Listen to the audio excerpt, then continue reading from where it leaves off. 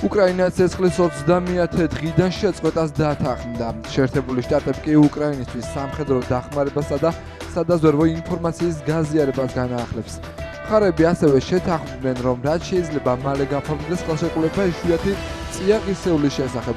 ახლა კი მოლაპარაკება რუსეთთან გამართება. დღეს გაკეთდა შეთავაზება, რომელიც უკრაინელებმა მიიღეს, რაც გულისხმობს ცეცხლის შეწყვეტას და მოლაპარაკებებს ამ კონფლიქტის დასასრულებლად ისეთი გზით, რომელიც იქნება მდგრადი და საიმედო.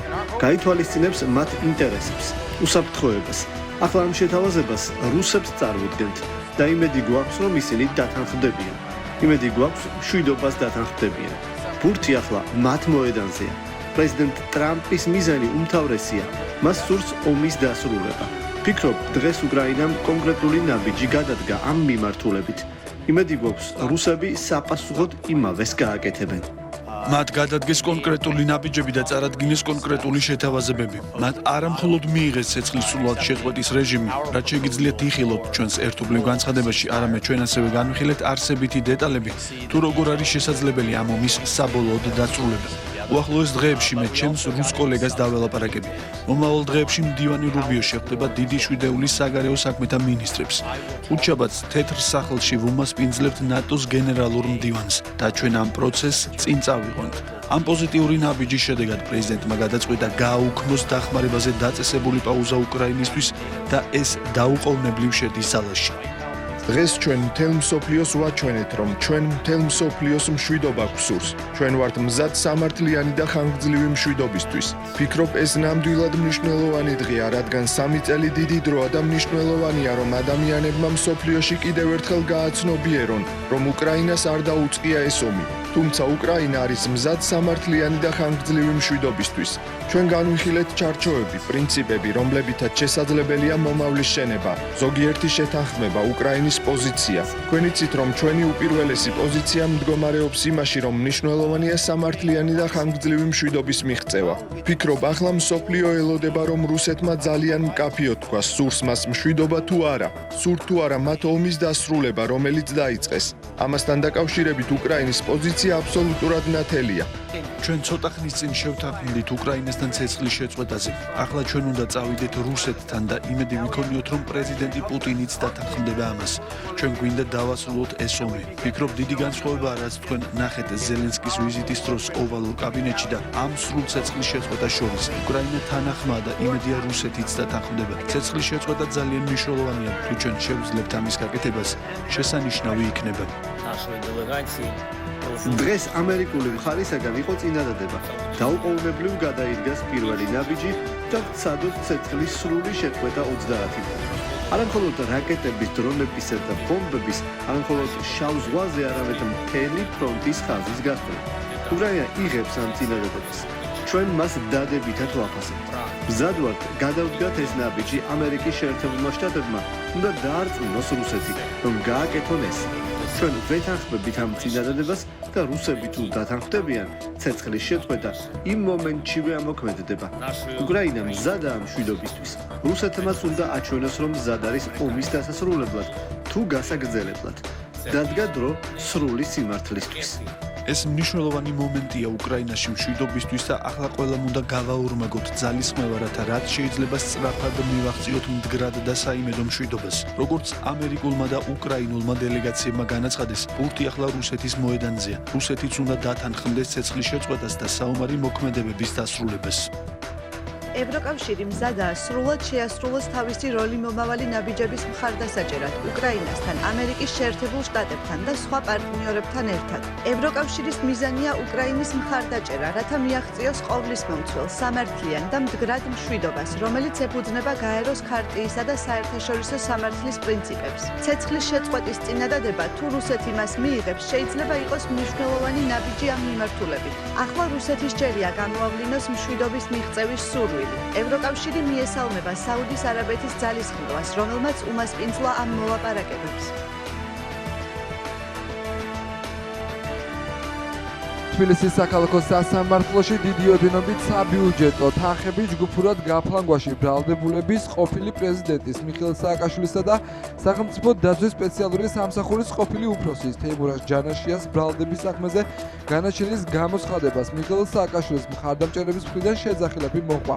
მათ მოსამართლე ბადრი კოჭლამაზაშვილს ბიძინას მონა უწოდეს. სხდომათა დარბაზიდან ზვიად კუპრავა გააძევეს. თბილისის საქალაქო სასამართლომ საბიუჯეტო თანხების გაფლანგვის საქმეზე მესამე პრეზიდენტს მიხეილ სააკაშვილს 9 წლის თავისუფლების აღკვეთა მიუსაჯა. SDSS-ის ყოფილ უფროს თეიმურაზ ჯანაშიას კი 300,000 ლარიანი ჯარიმა დააკისრა. აღნიშნულ საქმეზე გადაწყვეტილება მოსამართლე ბადრი კოჭლამაზაშვილმა გამოაცხადა. პროკურატურა სააკაშვილს და ჯანაშიას საბიუჯეტო თანხის დიდი ოდენობით 9 მილიონი ლარის ჯგუფურად გაფლანგვას ედავებოდა. ორი დღით სასტუმროს მომსახურება საქართველოს ბიუჯეტს დაუჭდა 60,000 ლარზე მეტი. სინგაპურში ორი დღით სასტუმროს მომსახურება საქართველოს ბიუჯეტს დაუჭდა 40,000 ლარზე მეტი. ლაკპიზის ერთ-ერთი კერძო კომპანიიდან დაქირავებულია იახტა და იახტით მომსახურება საქართველოს ბიუჯეტს დაუჭდა 25,000 ლარზე მეტი. მიხეილ სააკაშვილის ოჯახის წევრებისა და ნათესავების მომსახურებაზე გაწეული ხარჯი სამსახური დოკუმენტაცია. მე გავგულისხმობ მხოლოდ მეუღლესა და შვილებს, რომლებზედაც მილიონზე მეტი ლარია დახარჯული საქართველოს ბიუჯეტიდან, მაგრამ მე ვგულისხმობ ამ შემთხვევაში მაგალითად დედას, ბებიას, ბიძას და ასე შემდეგ, რომელთა მომსახურებაზე, მაგალითად, მათთვის ავიაბილეთების შეძენა, მათი სასტუმროს მომსახურება, რომელიც საქართველოს ბიუჯეტს დაუჭდა რამდენიმე 10,000 ლარი. ისეთ პირად სტუმრებს, როგორც იყვნენ მაგალითად ნატალია ბუსავა, ქრისტინა ბუსავა, ქსენია უსოვა და ასე შემდეგ მრავლად იყვნენ. მათი საქართველოში ჩამოყვანის, მათი სასტუმრო მომსახურების, მათი სასტუმროში ამ მომსახურებისათვის დაღებული ხარჯიც კი საქართველოს ბიუჯეტმა ანასხაურა. შემდეგ მათთვის საჩუქრების შეძენისა და ძვირფასი სამკაულების შეძენისთვის დაღებული ხარჯით საქართველოს ბიუჯეტიდან საქართველოს ბიუჯეტს დაუჭდა რამდენიმე 10,000 ლარი. არც ეს ხარჯი არ არის ქვეყნის ინტერესების შესაბამისად დაღებული ხარჯი. თეიმურაზ ჯანაშიასთან მიმართებით მინდა აღვნიშნო, რომ საქმის მასალებით არ გინდება, რომ მან უშუალოდ გახარჯა საბიუჯეტო თანხები. მას არც პირადად და არც მიხეილ სააკაშვილთან ერთად არ მოუხდენია აღნიშნული საბიუჯეტო თანხების ხარჯვა. შესაბამისად, იგი გაფლანგვის თანამსხვრებლად ვერ იქნება მიჩნეული და შესაბამისად მიხეილ სააკაშვილსაც გაფლანგვის ჯგუფურობის მაკვალიფიცირებელი გარემოება უნდა ამოერიცხოს. თეიმურაზ ჯანაშიას ქმედებაში სახეზეა არა გაფლანგვის, არამედ სამოხელეო დანაშაულის ნიშნები, ისეთი დანაშაულის, როგორც გახლავთ სამსახურებრივი უფლებამოსილების ბოროტად გამოყენება, რომელიც გათვალისწინებულია საქართველოს სისხლის სამართლის კოდექსის 332 მუხლის პირველი ნაწილით და მან სწორედ ამ დანაშაულის ჩადენისათვის უნდა აგოს პასუხი. მიხეილ სააკაშვილი ცნობილი იქნეს დამნაშავედ საქართველოს სისხლის სამართლის კოდექსის 182 მუხლის მეორე ნაწილის D ქვეპუნქტით და მესამე ნაწილის B ქვეპუნქტით გათვალისწინებული დანაშაულის ჩადენისათვის და სასჯელის სახელდასვამად განესაზღვროს 9 წლით თავისუფლების აღკვეთა. მასვე 3 წლის ვარით ჩამოერთვას სახელმწიფო სამსახურში დანიშნული თანამდებობის დაკავების უფლება. საქართველოს სისხლის სამართლის კოდექსის 59 მუხლის მეოთხე ნაწილის საფუძველზე ამ განაჩენით დანიშნულმა სასჯელმა შთანთქოს თბილისის საქალაქო სასამართლოს 2021 წლის 17 ივნისის განჩინების განსაზღვრული სასჯელი და საბოლოო მოსახდენად განესაზღვროს 9 წლით თავისუფლების აღკვეთა და 3 წლის ვარით ჩამოერთვას სახელმწიფო სამსახურში დანიშნული თანამდებობის დაკავების უფლება. მიხეილ სააკაშვილს სასჯელის მოხდის ვადი საფლა დაეწყოს ამ განაჩენის მიღების მომენტიდან 2025 წლის 12 მარტიდან მასვე სასჯელის მოხდის ვადაში ჩაეთვალოს 2021 წლის 1 ოქტომბრიდან 2025 წლის 12 მარტამდე პატიმრობაში ყოფნის პერიოდი. თეიმურაზ ჯანაშიას ქმედება დაკვალიფიცირებული საქართველოს სისხლის სამართლის კოდექსის 332 მუხლის მეორე ნაწილის ადადეფე პუნქტებითა და მესამე ნაწილის ბ-ფე პუნქტით გადაკვალიფიცირდეს საქართველოს სისხლის სამართლის კოდექსის 332 მუხლის პირველ ნაწილზე. თეიმურაზ ჯანაშია ცნობილი იქნეს დამნაშავედ საქართველოს სისხლის სამართლის კოდექსის 332 მუხლის პირველი ნაწილით გაფრთხილებული დანაშაულის ჩადენისათვის და სასჯელის სახე და ზომად განისაზღვროს ჯარიმა 300,000 ლარის ოდენობით. რაუდობდით პოლიტიკური შეკვეთა გაფორმდა და შედგა და ეს არის ქართული ოცნების მესიჯი, რომ ვიდრე ხელისუფლებაში არიან მიხეილ სააკაშვილი დღის სინათლე არ უნდა ნახოს და ის უნდა იყოს პოლიტიკურ თხოვებაში. დღეს ჩვენ ეს მოვისმინეთ და ეს არ არის პოლიტიკური შეფასება, იმიტომ რომ როცა ჩვენ სასამართლოს უსმენთ და მოყავს არგუმენტები თუ რატომ მიიღო ეს გადაწყვეტილება, სასამართლო საუბრობს საქმის მაქსიმუმ 10%-ზე და საქმის 90%-თან დაკავშირებით ჩვენ გამარტება არ მოგვისმენია თემო ჯანაშიასთვის რაიმე ტიპის დანაშაულებრივი შეფასება, რაიმე ტიპის კვალიფიკაციის მიცემა, ეს არის უკანონო გადაწყვეტილება. ბრალდებულმა მიხეილ სააკაშვილმა გაფლანგა სახელმწიფოს უთვნილი სახსრები და ამ თანხების გამოყენება არ მომხდარა სახელმწიფო ინტერესებიდან გამომდინარე. არამედ პირიქით აღნიშნული თანხა 9 მილიონი ლარი ემსახურებოდა მიხეილ სააკაშვილის მისი ოჯახის წევრების და მისი გარემოცვის კომფორტს და ფუფუნების მოთხოვნილებების დაკმაყოფილებას. რაც შეეხება ჯგუფურობის მოხსნას და ბრალდებულ თეიმურაზ ჯანაშიას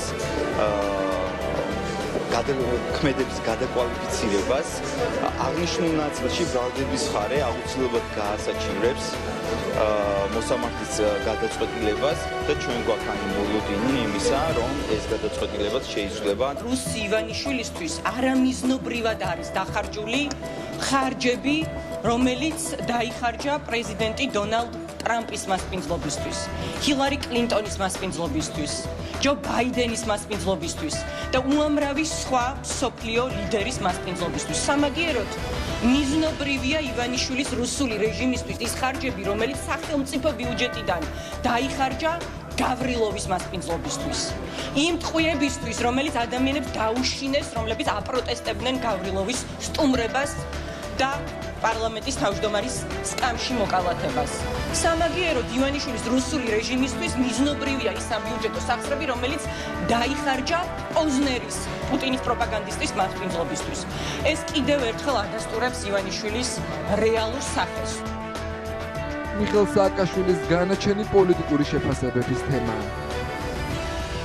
პირდაპირ უკავშირდება იმ ელიტურ კორუფციას, რაც ნაციონალური მოძრაობის მმართველობის დროს არსებობდა ამ ქვეყანაში და ნამდვილად ვერ დავარქმევი ამ საქმეს, პიჯაკების საქმეს, ნამდვილად გაცილებით დიდი მასშტაბის კორუფციას და მქონდა სამწუხაროდ საქმე ნაციონალური მოძრაობის მმართველობის დროს, მაგრამ თუ ჩვენ გვინდა სამართლიანობა, მაშინ სააკაშვილთან ერთად უნდა გასამართლდნენ ოცნების მაღალჩინოსნების, რომლებიც არანაკლებ თუ უფრო მეტ და უფრო დიდ დანაშაულებში არიან შემჩნეულები. ოპოზიციის მხრიდან იყო შეფასებული როგორც პიჯაკების საქმე და თვითონ ეს ფორმულირებაც იყო დიდი შეურაცხყოფა საზოგადოების, ქართული საზოგადოების, თვითონ რეალურად საუბარი იყო 9 მილიონ ლარზე და ყველამ კარგად ნახა და საჯარო წყაროებში შეუძლიათ მოიძიონ იქ მასაჟები, იქ ვიღაცაზე ტელეფონის ყიდვა, იქ ზარეულის ჩამოყვანა და ასე შემდეგ.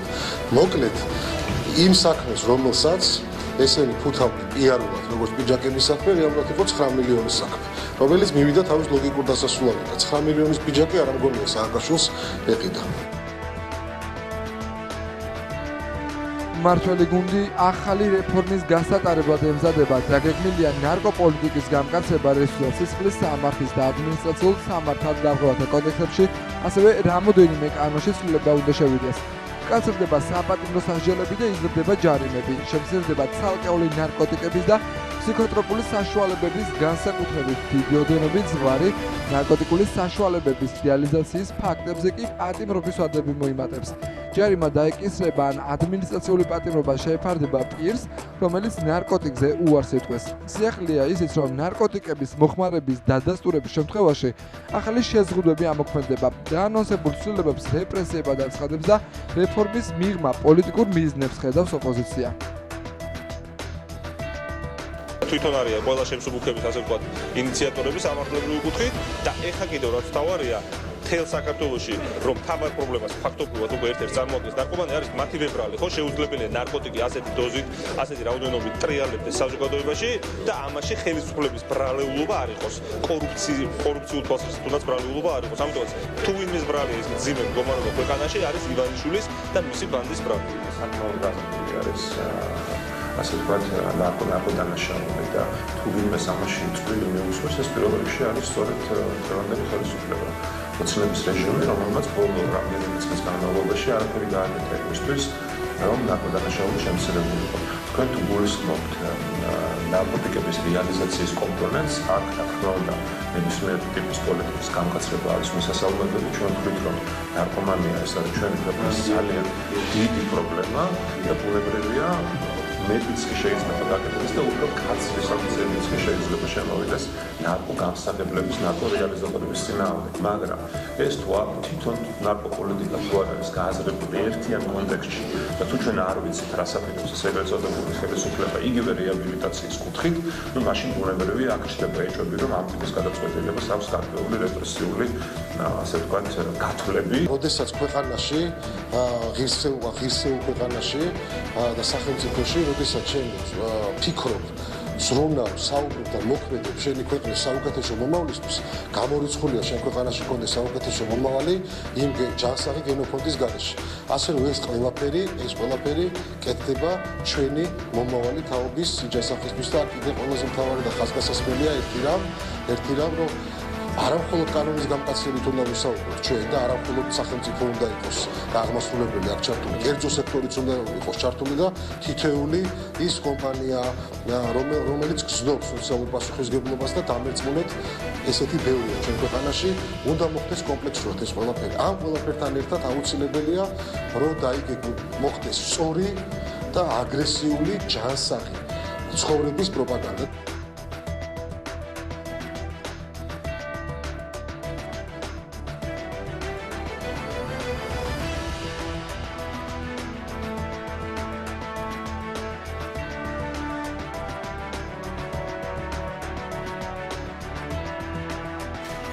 ყოველგვარ აზრს მოკლებულია ნებისმიერი არჩევნები და მასში მონაწილეობა თუ ყოველთვის იმარჯვებს ის ვინც ითვლის ასეთი მანკიერი სისტემა შექმნა ივანიშვილმა და შესაბამისად მიგვაჩნია რომ სანამ არ შეიცვლება თავად ეს სისტემა და ის თამაშის წესები რომელიც განსაზღვრა ივანიშვილმა სადაც იგებს ყოველთვის ის ვინც ითვლის ანუ თავად ის კალანდარიშვილების თუ ნებისმიერი სხვა მარიონეტის გამოყენებით ასეთ არჩევნებში მონაწილეობას უბრალოდ არ აქვს აზრი. თავარი მოთხოვნა ეს არის ხელახალი ვადამდელი საპარლამენტო არჩევნების დანიშნა, ოღონდ არამხოლოდ არჩევნების თარიღის გამოცხადება, არამედ უზრუნველყოფა იმისა, რომ ეს არჩევნები ჩატარდება თავისუფალ და სამართლიან გარემოში. ეს არის მთავარი და რა თქმა უნდა პოლიტიკური პატიმრების გათავისუფლება იმ ადამიანების, რომლებიც უკვე 50 ადამიანი, რომელიც უკანონოდ იხდის სასჯელს უკვე ამდენი ხნით. შესაბამისად, სანამ ეს მოთხოვნები არ იქნება შესრულებული, ბუნებრივია მონაწილეობა აქტივობრივი მმართველობის არჩევნებში, შეჯერობით ეს არის სამ გადაწყვეტილების შესახებ საუბარი არის ძალიან ადრე. არაერთხელ გითხოვს, რომ აგენტები არიან და აგენტებს ასაც უკან ნახება თავიანთი პატრონები, ისე მოიქცევენ. დღეს ალბათ წამოსულია მესიჯი, უნდა იყოს ეს რიტორიკა, რომ არ მიიღო მონაწილეობა, ხვალ შეიძლება წამოვიდეს, რომ მიიღო მონაწილეობა, ნებისმიერი თემა რა დავალებაც მოუვათ.